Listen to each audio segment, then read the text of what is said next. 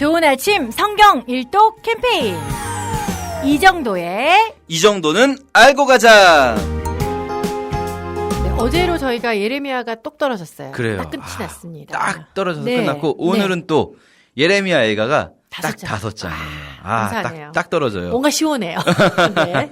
딱 좋아요. 예, 예레미야 애가는 우리 위치는 우리 성경에서는 이제 선지서에 예레미야와 에스겔 사이에 들어있는데 원래 이 유대 성경에서는 이스라엘 성경에서는 선지서는 아니고 성문서라고 해서 뒤쪽에 모여 있어요. 그 중에서도 이제 메길롯이라고 하는데 축제 두루마리, 축제 때 절기 때 낭독하는 두루마리들이 있어요. 네. 이 5개의 뭐 에스더라든지 아가라든지 룻기라든지 이 들어보시면 다 아시겠지만 분량이 짧아요. 낭독용 두루마리이기 때문에. 아니, 근데 낭독을, 짧긴 짧지만 그래도 그걸 계속 낭독하기는 엄청 많은데? 그쵸. 그걸 다 읽어요? 이거 다 읽는 거예요. 이거를 시작부터 끝까지를. 그러니까 이게 너무 길면은 맥길롯이 될 수가 없어서 맥길롯은 다 이제 한 4-5장 정도 되는 것들입니다. 그래도 1시간은 걸릴 것 같은데.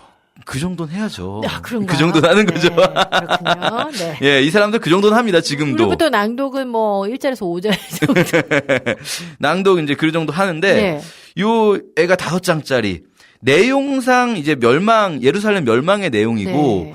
이게 사실은 예레미야가 썼다는 말이 없어요. 그런데 전통적으로 정황상 이거 예레미야 시점이고 예레미야가 쓴 것 같다라고 해서 전통적으로 예레미야로 보기 때문에 우리 성경에서는 이 위치가 여기 들어가 있는 거예요. 예레미야서랑 에스겔서 사이에. 저는 이게 통독을 위해 굉장히 좋다고 생각합니다. 개인적으로. 아. 왜냐하면 예레미야 굉장히 힘들었잖아요. 52장 길잖아요. 네. 그리고 에스겔이 또 굉장히 길거든요. 48장. 그 사이에 잠깐 이렇게. 네. 이게 진도가 좀 나가줘야 성경 통독이 짧지만 뭔가 한 권 뗀 듯한. 그렇죠. 네. 한 권이 뗀 거잖아요. 그렇죠. 이게 에스겔이 성경 통독의 마지막 곡이에요. 제가 보니까. 아. 에스겔 지나면 네. 끝까지 갑니다. 네, 짧은 것. 그렇죠. 에스겔 48장 지나면 네. 그 뒤에 긴 게 없어요. 이제 30장 넘어가는 게 없고요. 구약에서는 제일 긴 게 뭐 14장, 16장 이런 것들이고요. 네. 신약에서 제일 길어봐야 마태복음, 사도행전 네. 28장이에요. 조그만 고비를 여러분. 그렇죠. 에스겔 고비만 넘기면 다 됩니다. 왔습니다. 네. 네. 이 내용은 장별로 이게 비교적 선명해요. 내용이 5장인데 5장이 딱딱 끊어진다고 볼 수 있어요. 내용이 1장이 이제 예루살렘 파괴를 탄식해요. 막 슬퍼해요. 그리고 2장에서 역시 예루살렘 파괴를 슬퍼하는데 그 예루살렘 파괴의 원인으로 거짓 예언자들 그리고 백성들이 그 거짓 예언자들을 따른 것 요것에 대한 하나님의 진노가 나와요. 네. 3장의 시인 자신의 막 처지를 한탄하는 내용이 나오고요. 다시 4장에서 이 파괴의 참상과 함께 거짓 예언자와 제사장, 백성들에 대한 하나님의 진노가 나오고요. 5장에 이제 비참한 처지를 탄식하면서 하나님께 부르짖으면서 끝나요. 이 내용이 5장이 딱 3장을 중심으로 해서 이 앞뒤가 대꾸돼요. 뭐냐면 1장과 5장의 내용이 비참한 상황을 탄식하고요. 2장과 4장의 내용이 거짓 예언자와 제사장들 이들을 비판해요. 그리고 3장 가운데가 있고요. 자, 핵심이 뭘까요? 3장. 이 교차대구 구조 몇 번 말씀드렸어요. 핵심은 가운데 있다. 네. 그리고 이 절수를 보면 1장이 22절까지 있고요. 네. 2장도 22절까지 있어요. 다 22절까지고 가운데 3장만 66절까지 있어요. 22절까지 있다. 요거 정말 기억하시는 분은 제가 정말 상드리고 싶은데 네. 22절 히브리어의 알파벳이 22글자예요. 아하. 알파벳 노래 아시죠? 그렇죠? 네, 네, 네. 답관체라고 말씀드렸었는데 아, 예레미야가도 그렇군요. 그렇죠. 네. 요거 매 장마다 각 장이 다 답관체로 돼 있고 3장만 그 3배씩 늘려놓은 거예요. 어허. 그래서 요게 굉장히 뭐랄까요? 노래예요. 노래 말 그대로 슬픔의 노래, 리듬감 있는데 느린 리듬이겠죠. 네. 상황을 우리가 이미 알고 있습니다. 예레미야서에서 그 예루살렘 성이 파괴된 상황 생각하면서 읽으면 돼요. 1장 1절부터 보면 슬프다 이 성이여. 전에는 사람들이 많더니 이제는 어찌 그리 적막하게 앉았는고.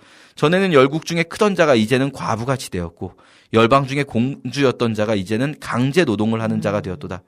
밤에는 슬피 우니 눈물이 뺨에 흐름이여 사랑하던 자들 중에 그에게 위로하는 자가 없고 친구들도 다 배반하여 원수들이 되었도다. 이런 표현, 친구들도 다 배반했다. 이런 표현 예레미야서에서 나오는 표현이죠. 대적이 손을 펴서 그의 모든 보물들을 빼앗았나이다. 이거 10절입니다. 네. 주께서 이미 이방인들을 막아 주의 성에 들어오지 못하도록 명령하신 그 성소에 그들이 이방인들이 들어간 것을 예루살렘이 보았나이다. 그 모든 백성이 생명을 이으려고 보물로 먹을 것을 바꾸었더니 지금도 탄식하며 양식을 구하나이다. 예루살렘 멸망 때의 상황입니다. 저희가 이제 예레미야서에서도 봤었고요. 그때 보면 먹을 게 없어서 3년간 포위되어 있었잖아요. 네. 3년의 포위 공격 기간 동안에 먹을 게 너무 없어서 처음에는 막 보물들을 다 팔아가지고 네. 먹을 걸 구했는데 나중엔 그마저도 떨어졌어요. 그래서 어떤 일이 일어났는지 기억나실지 모르겠는데 더 뒤에 보면 나옵니다. 네. 굉장히 슬픈 일들도 많이 일어나죠. 그때 이제 1절에 이런 표현을 합니다. 지나가는 모든 사람들이여 너희에게는 관계가 없는가? 나의 고통과 같은 고통이 있는가 볼지어다. 여호와께서 그의 진노하신 날에 나를 괴롭게 하신 것이로다. 자, 지나가는 모든 사람들이여. 이거 뭘까요? 이게 지금 예루살렘 안에서 부르는 노래가 아닌 거예요. 이거는 예루살렘 멸망 이후에 네. 불리는 노래라고 봐야 합니다. 예루살렘이 멸망할 때 그 안에 있는 지나가는 사람들은 다 같이 망해가는 슬픈 사람들이잖아요.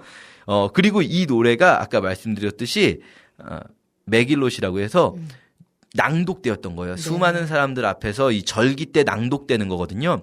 그럼 그 듣는 사람들에게 하는 말이라고 할 수도 있습니다. 이 두루마리가 지나가는 모든 사람들, 지금 여기 있는 사람들은 예루살렘 멸망보다 막 수백 년 이후의 사람들이니까 지금도 읽거든요. 이 노래를 낭독하거든요. 유대인들은 회당에서.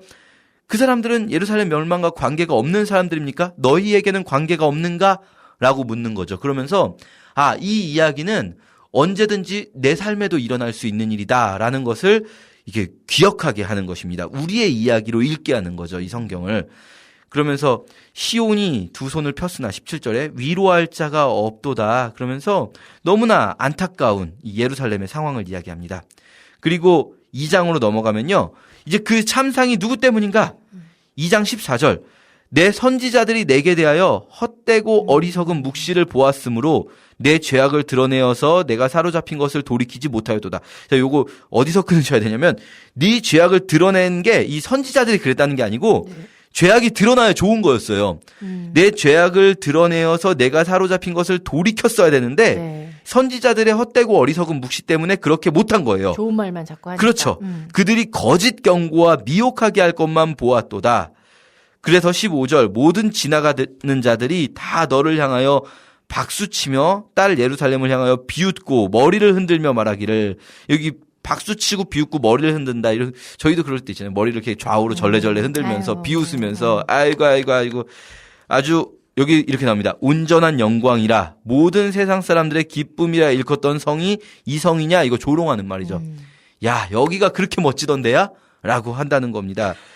이 너무 좋은 얘기만 해주는 거짓 선지자들 말 듣다가 지나가는 자들에게 조롱당하는 처지가 되었다.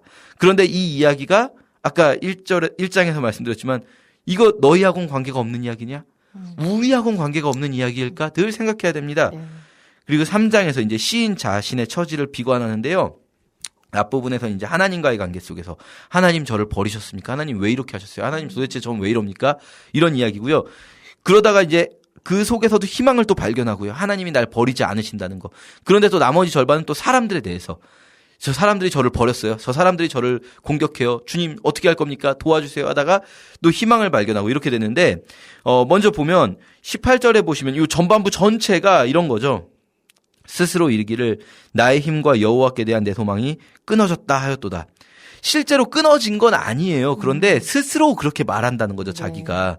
그러나 이렇게 낙심되는 상황을 쭉 얘기하지만 반전이 있는 것은 21절부터 보시면요. 이것을 내가 내 마음에 두었더니 그것이 오히려 소망이 끊어졌다는 생각과 슬픔과 그걸 나의 마음에 두었는데 오히려 나의 소망이 되었사옴은 여호와의 인자와 긍휼이 무궁하심으로 우리가 진멸되지 아니함이니이다. 이것들이 아침마다 새로우니 주의 성실하심이 크시도소이다. 그러면서 계속 다시 하나님에 대한 소망을 회복하는 거죠. 기다리는 자들에게나 구하는 영혼들에게 여호와는 선하시도다. 자신의 지금의 상황을 기다림이라는 상황으로 바꾸게 됩니다. 그 전에는 멸망 그리고 아무것도 희망이 없는 이게 이대로 끝나는 상황이라고 생각했다면 이제는 자신의 상황이 기다림이라는 것을 알게 되는 거죠. 그리고 기다리는 자들에게 여호와는 선하시다라고 25절에 고백을 합니다. 26절에 다시 한번 말하죠. 사람이 여호와의 구원을 바라고 잠잠히 기다림이 좋도다. 우리도 그렇죠. 우리가 어떤 정말 어려운 상황에 처했을 때 물론 그것이 나의 죄 때문일 수도 있고요. 내 잘못 때문일 수도 있습니다. 뭐 때로는 애매히 고난을 당할 수도 있고요. 어떤 상황이건 우리가 그 상황 속에서 잠잠히 기다리는 것, 여호와의 구원을 바라보는 것. 물론 때로는 그 기다림이 행동을 수반한 기다림일 수도 있어요. 그러나 어쨌든 주님께서 반드시 함께 하실 것이라는 그 확신, 주님의 행하심을 기다리는 것 정말 중요한 자세라고 할 수 있습니다. 4장에서 다시 거짓 예언자들과 제사장에 대해 이야기하는데 이 참상을 고발하는 게 너무 참혹해요. 제가 아까 말씀드렸잖아요. 예루살렘이 포위되어 있을 때 막 사람들이 먹을 것을 구하는데 얻지 못하는 상황이 되니까 이게 3년이에요. 정말 긴 시간이라고 할 수 있습니다. 3년. 어떤 일이 벌어지냐면요. 9절에 이렇게 나옵니다. 칼에 죽은 자들이, 칼 맞아서 죽은 사람들이 굶주려 죽은 자들보다 나음은, 굶어 죽은 사람보다 나음은 토지 소산이 끊어짐으로 더 이상 먹을 게 안 나오니까 그들은 찔림받은 자들처럼 점점 쇠약하여 가미로다. 굶어 죽어간다는 거죠. 이제는 성문 걸어 잠그고 바벨론이 포위만 해놓고 공격을 하네요. 그 안에서 굶어 죽게 놔두는 겁니다. 그냥 이거 우리나라 진짜 남한산성하고 어찌 그리 비슷한지 모르겠는데요. 이 정말 처참한 게 이제 10절에 보시면 딸 내 백성이 멸망할 때 자비로운 부녀들이 이 자비로운 선한 부녀들 여인들이 자기들의 손으로 자기들의 자녀들을 삶아 먹었도다. 먹을 게 없으니까 아이들을 삶아 먹은 사건 기억하실지 모르겠어요. 11개 나오는 내용인데요. 너무나 슬픈 정말 처참의 끝이죠.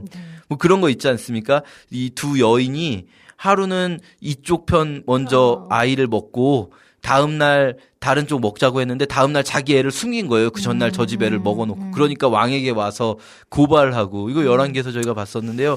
너무나 슬픈 거죠. 근데 그 모든 상황이 왜 일어난 겁니까? 13절. 그의 선지자들의 죄들과 그 제사장들의 죄악들 때문이니 그들이 성읍 안에서 의인들의 피를 흘렸도다. 이 모든 게 누구 때문이냐? 선지자들과 제사장들 때문이다. 어쩌면은 정말 이 세상이 악한데 세상의 악은요 사실은 고정된 거예요. 세상은 원래 그냥 악하다고 생각하시면 돼요. 그런데 하나님이 더 이상은 못 봐주겠다라고 선언하시는 순간이 언제냐면요. 선지자들과 제사장들이 타락했을 때예요. 백성들이 타락했을 때뿐이 아니고요. 그럼 선지자들과 제사장들이 타락했다는 거 지금 우리로 보면 뭘로 봐야 되냐면요. 그리스도인들이 타락했을 때라고 봐야 됩니다. 우리가 왕 같은 제사장 아니겠습니까? 우리가 말씀을 받은 자들이잖아요. 말씀을 받은 자들이 타락했을 때 하나님이 더 이상 이 세상을 참지 못한다라는 말씀을 하셨다라는 거죠. 5장에서 또 비참한 처지를 정말 탄식하고요. 그런데 이제는 5장 마지막이죠. 마지막 3절 몇 절 남겨놓고요. 마지막 부분에서 부르짖습니다. 하나님께 이렇게 부르짖습니다. 20절에서요.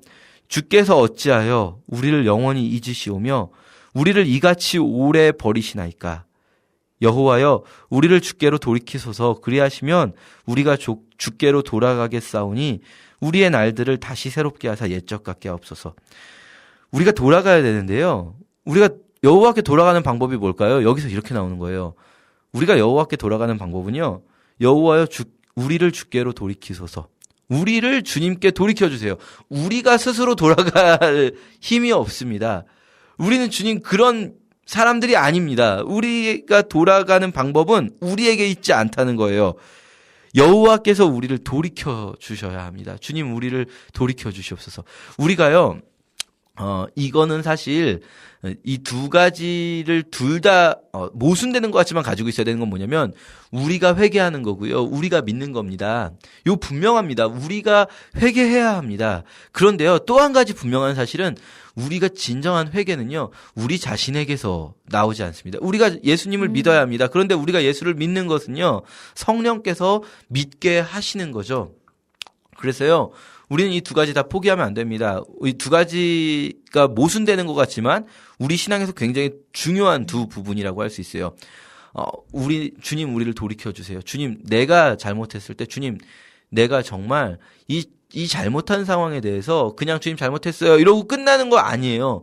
주님 정말 이 상황에 대해서 내가 처절하게 정말 주님 앞에 눈물 흘릴 수 있도록 주님 나를 돌이켜주세요라고 그렇게 기도하는 것이 예레미야 애가의 간구라고 할 수 있습니다. 오늘 이렇게 예레미야 애가 1장부터 5장까지 읽고 에스겔로 넘어가도록 하겠습니다. 네, 자, 오늘도 출석 체크 남겨주시기 바라고요. 저녁 인사드리겠습니다. 고맙습니다. 감사합니다.